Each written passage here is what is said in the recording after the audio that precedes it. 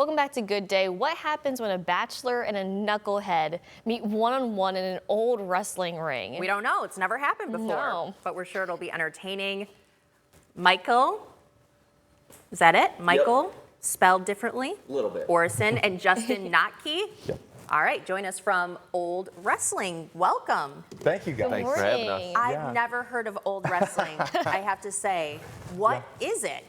That's a great question. So I tell people all the time, it's kind of like Three Stooges meets professional wrestling. Okay. We're very theatrical, very comedy driven, and our show is a throwback to kind of the 1920s, 1940s. So a lot of our characters, as you can kind of see, are these throwback vintage wrestling characters. So the whole show is based around This is so that. interesting because most of us are very familiar with, WWE and stuff like now, that. yeah. And so there really is a historical element to all of this. And probably WWE grew out of some of this drama that you're talking about. Oh, totally, With these yeah. characters. Yeah, I mean, I was a wrestling fan since I can, remember.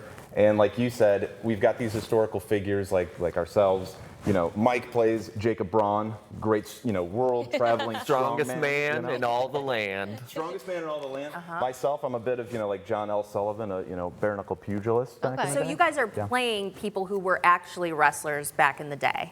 Yeah, so a lot of the characters are based on, folks from the 20s, whether that's actual wrestling that was happening, boxers, or folks that were like real historical figures in the 20s. Like we've actually had someone play William Howard Taft, former president before. We've had somebody play Babe Ruth. So we've mixed in actual historical characters and then our representation of that too, all in one show. So Michael, your character is Jacob. Tell us a little bit more about him. So Jacob Braun is the high striker, the carnivore of the carnival. He's the strongest man in all the land. He's Jacob Braun. He's big, he's beefy. He picks things up and he puts them down. Oh, wow. I have to ask you, I think the number one question when it comes to wrestling is it real? Yeah. Can you solve that mystery for us today? That's always the eternal burning question that you get from people. And I mean, like, I've been doing it for 20 plus years. The ring is real. Me falling onto the mat is real. Like the bumps and bruises are real.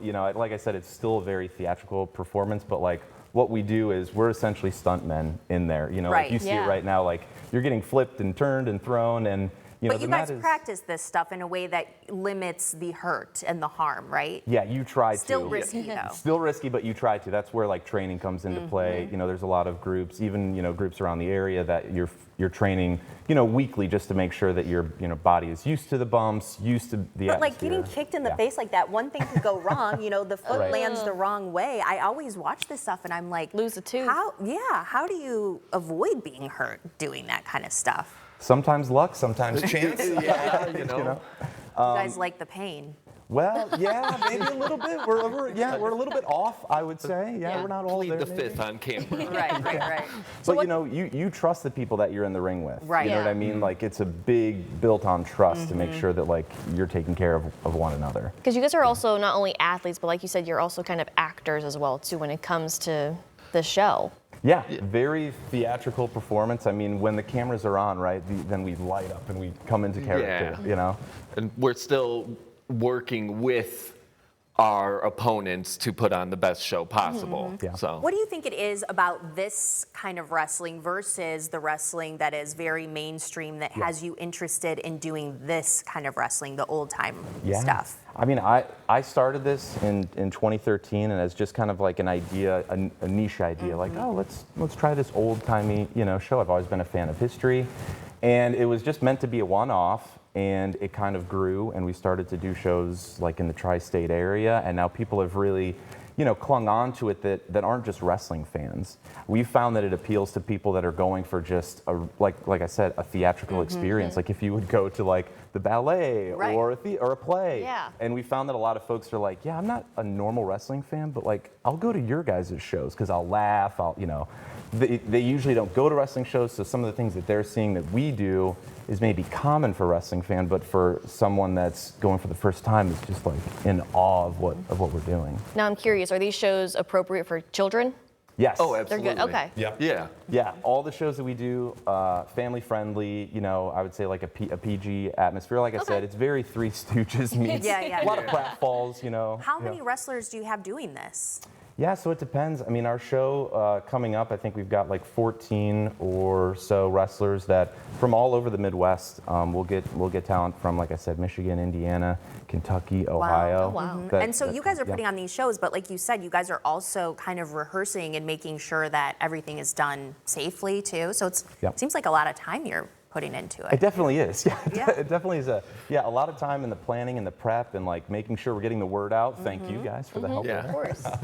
But yeah, it takes a lot of time and prep to put together a show, to kind of write it like you would do for anything else, a sitcom or play. Like we're, you know, putting the effort in to write the show so it makes sense. So So it's do you have entertaining. heels and baby faces too? Yes. So there are heels and baby faces. So the heels are the bad guys.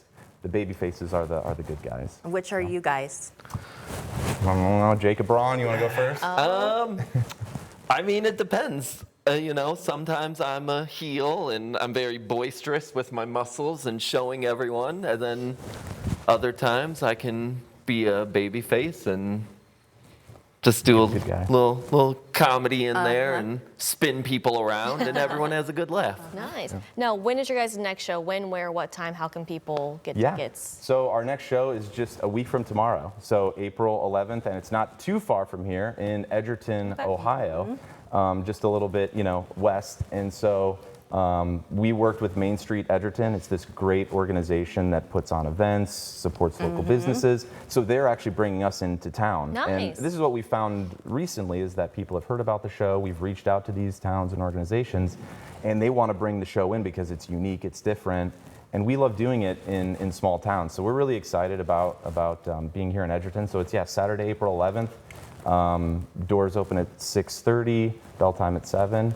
And, you know, tickets, like we were talking earlier, kids' tickets are only $5 for kids 10 and under. That's presale, great because so- everything's so expensive these Yeah. days. Any sort of Yeah. entertainment that you could take your family, it'll cost well over $100. So I love to hear that it's affordable. Thanks, guys. Yeah. That's Thank really you, cool. guys. Check them out. That's so much fun. Thank you. Appreciate